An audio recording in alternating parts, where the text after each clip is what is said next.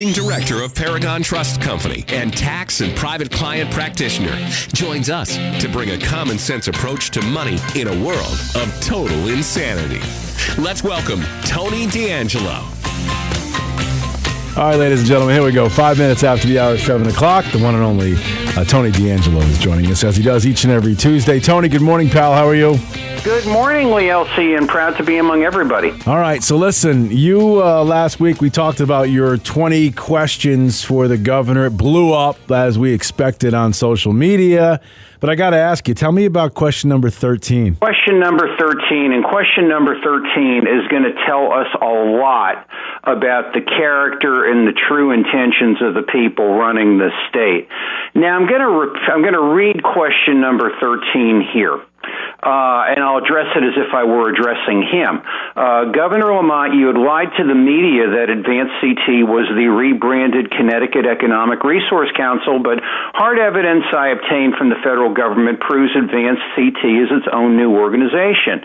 Other than lying to the media and having it believe you without question, as they usually do, why do you feel the need to set up the second economic development nonprofit and hold your 2020 COVID meetings inside of it? So this week after examination, we now have the reason as to why Ned felt he needed this second nonprofit, and it has everything to do with fraud, concealment, and corrupted motives, all the hallmarks of Ned. Now, please bear in mind in history, and our history here goes back, 2 years, so it's not, prehistoric. No one's been able to get a look under the hood of Advanced CT. The state had crowed about it a little bit, but, they folded too quickly. There was avenues they could have used, and they didn't, typical from what you see. But I kind of went and, full Internal Revenue Code shakedown here, and I put a statutory request in. Occasionally, I have to do this in practice. People hide money, people hide motives, and whatever the case may be. And, you got to get 6 degrees and ugly. So I'd waited for the 11/15 tax return filing, and then we jumped on them. And basically, they tried to trick me. Typical Connecticut. They tried to hand me the Connecticut Economic Resource Council papers. I said, no, I want that other one. And after pushing them for about 10 days, they finally gave it up. So let's get a look here of how dirty business gets done, how the sausage gets made. Now, by way of history, there's a long-standing supposed business development charity known as the Connecticut Economic Resource Council. It's been around for 25 years. We've talked about it on this show. They collect dues, I'm going to say dues in quotation marks, from utility corporations. And basically, it's kind of like your typical Connecticut public nonprofit slush fund, look the other way sort of thing. The Eversource fines, bad Eversource, what do? You pay the fines.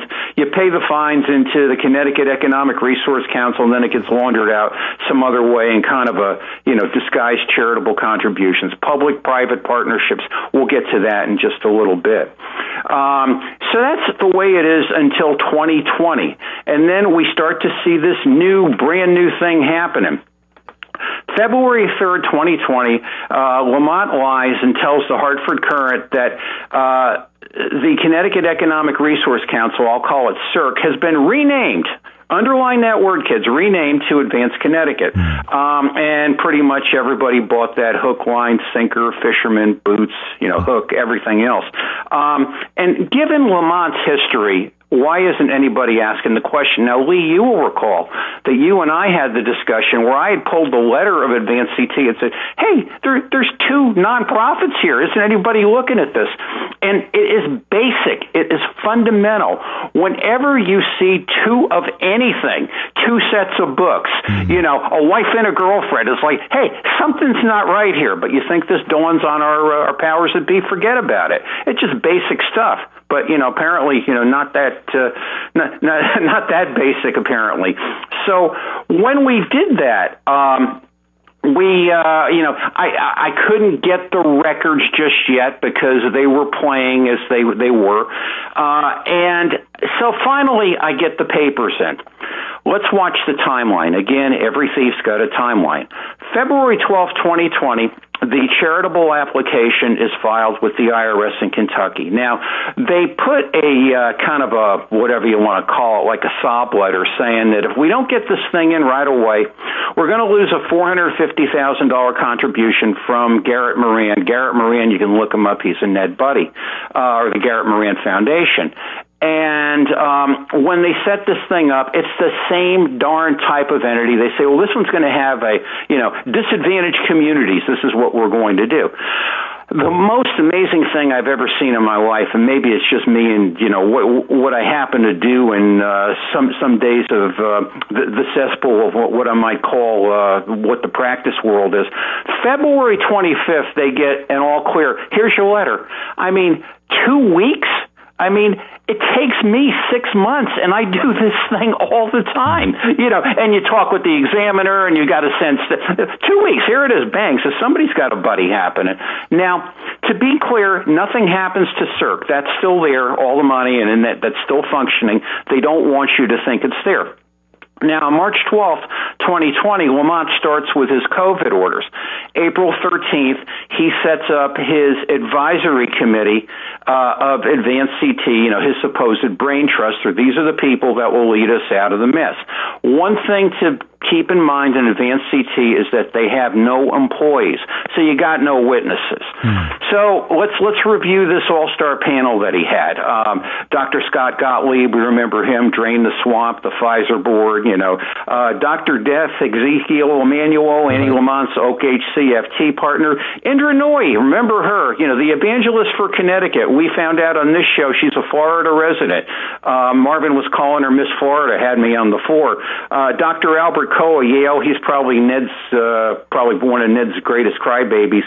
And his usual gallery of Mounds, Gabal, and Gifford, and others. Now, this committee set up to run in Advanced CT, and basically they're in secret, no freedom of information, and whatever the case may be. They're going to talk about disadvantaged communities. So, you've got this whole cast of characters, and they're not talking about disadvantaged communities. We've got one big, shall I say, ingredient to this cake that we need, and it's McKinsey and Company. To those of you who want the spelling of McKinsey, McKinsey. For those unfamiliar, McKinsey is the #1 global consulting firm in the world, and it's been highly controversial and scandal-ridden for about the past 20 years. It started out in 1926 as a white shoe efficiency company, but it's kind of morphed since then.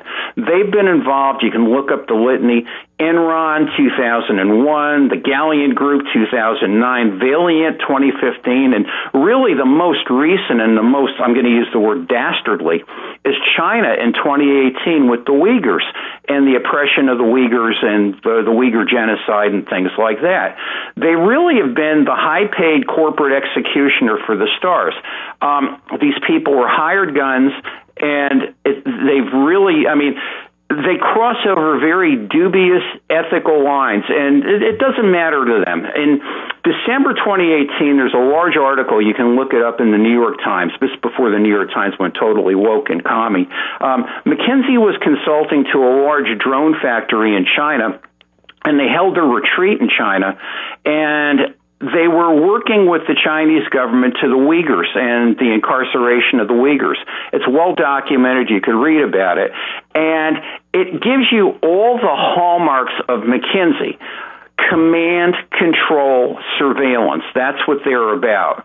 And that's basically what they are hired to do. There's a very good interview. You can look this up on the Fox site. Tucker Carlson had interviewed one of the managing directors of McKinsey in 2020, and there's a whole other litany of things. Time won't allow us that. And his name was Peter Walker. And Tucker Carlson pretty much said, you're an executioner. You don't care about anything, and you just get the job done regardless of the human cost. And Peter Walker looked at him and said, I'm a pragmatist. I do what I have to do. This is what they do. This is, quote unquote, where we get our COVID policies. And think about it, Elci. Just think about it for a moment. People like Lamont, or Cuomo or Phil Murphy or, Janet Mills in Maine, they ain't all that imaginative. Right. They ain't all that bright. Right. They need a script. Where do they get the script? They get it from McKinsey. And I'll just say this, and I know you've got a ton of questions. Advanced CT took in $1 million in 2020. Of that $1 million, $900,000 of that went to McKinsey. They left a little till in the checking account or whatever the case may be. Now, other than the Garrett Moran contributions, I think a couple of $50,000 contributions, $450,000 comes in from our wonderful, should be abolished, Department of Economic and Community Development. So think of it. You've got the state laundering money through an agency, laundering money again through a nonprofit. So the citizens of Connecticut have the privilege of being under the command and control of McKinsey. And I can go on. This is probably another segment. McKinsey has pages and books and treatises, interviews with Zeke Emanuel. Their mindset, their way of doing things is along with everything else they've ever done. Perpetual COVID forever. Don't kid yourself. If we had said in the beginning, well, Ned Lamont came out and said, well, I'm hiring McKinsey to run COVID. I mean, some of us in the state that don't read anything other than the local dailies would have frantically revolted. But this is the mindset. Let me just say this before we run out of time. Josh Cabal, who is a Thermo Fisher alumnus. Thermo Fisher in 2018 and 2019, and again, this is not conspiracy stuff. You could read about it. Was involved in the tracking of every single, the DNA of every single citizen in China. Now, Thermo Fisher and McKinsey are kind of like, milk and coffee. They kind of go back, and they kind of run along the same way. His assistant in the Department of Health, you don't hear about him a lot, if at all, if I'm pronouncing it right. His name is Benjamin Beckelstein. And apologies to the gentleman. I know I don't have his name right. But he is a managing director, or was a managing director at McKinsey before he came to the state.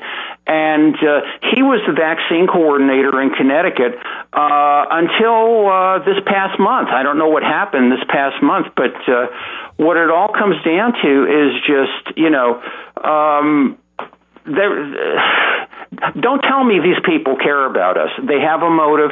As the New York Times person said in his article, I've got a lot of papers and I apologize here, but basically he said is they do what you want for them to do, and they ask no questions.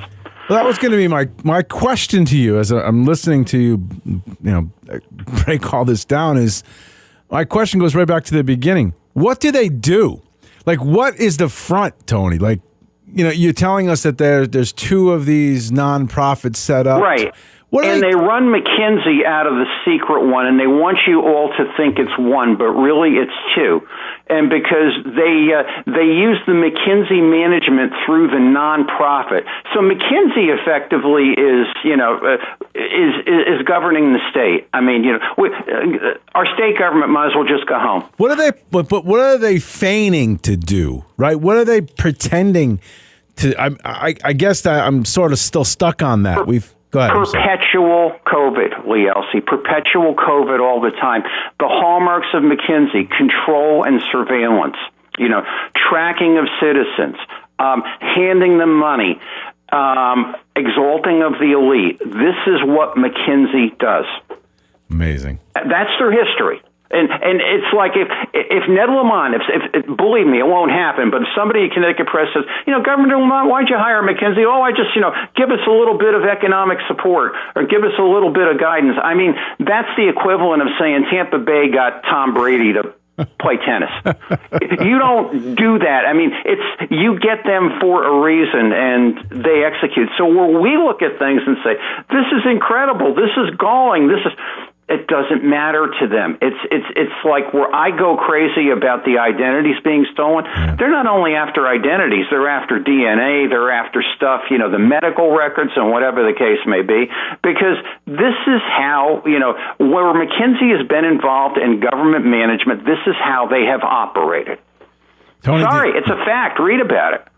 Tony D'Angelo, our guest every Tuesday, and hot and heavy, going heavy after Governor Lamont, and rightfully so. And by the way, you can always follow him on Twitter, which is Tony D'Angelo7. And Tony, again, posted 20 questions he has for Governor Lamont that are unanswered. And what was the sort of the theme, the responses from that? Because that blew up big time. It went almost viral on the social media. Well, certainly no answers, but there were a lot of things. I got a lot of, a lot of input, a lot of encouragement. Did you get anybody defending the governor? Not a word, Lee Elci. Not a word. And I think that's a part of this, where you can point at them and you can prove the fraud, the sham, the two nonprofits running McKinsey. And let me just say this, McKinsey's not out of this game. There's $1 million that the state paid to Advance CT in December. Again, I don't think that's being given to help disadvantaged communities. We're still going to be on this thing, but that's what they do, and it's just I'm just appalled. I hear a lot about Bob Stefanowski. God bless him. God bless his effort. We want to audit all the state agencies. Somebody has to do something about these sewery public-private nonprofits, quasi-publics, and all this stuff. There is so much garbage going on here. And I mean, honestly, truthfully, I say this, Republican, Democratic, Martian, German, if you don't, I will, and I'm going to make you look foolish, because this is really where the dirty sausage making is going on in the state. Tony D, another amazing 20 minutes of radio. I thank you very much, my friend. I appreciate it, as always. I know the listeners really appreciate it. And thank you for giving me the opportunity. More next week. Your efforts are tireless and endless. We appreciate it very much. So does everybody else. Thank you, buddy. All right, listen, we'll take our break, come back, bottom of the hour around the corner. We'll spend some time with Bruce Flax, Liz Koranowitz on the horizon as well. Stick around.